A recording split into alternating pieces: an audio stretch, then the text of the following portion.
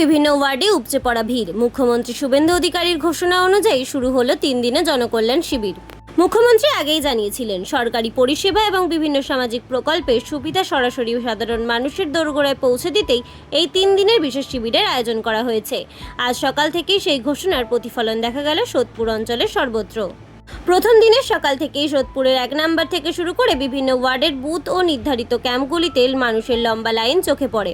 তীব্র গরমকে উপেক্ষা করেই মানুষ লাইনে দাঁড়িয়েছেন বার্ধক্য ভাতা, বিধবা ভাতা, বিভিন্ন সামাজিক স্কিমে নাম নথিভুক্ত করতে এবং আধার বা রেশন কার্ড সংক্রান্ত সমস্যার সমাধান করতেই সাধারণ মানুষের মধ্যে ব্যাপক উৎসাহ দেখা যায়।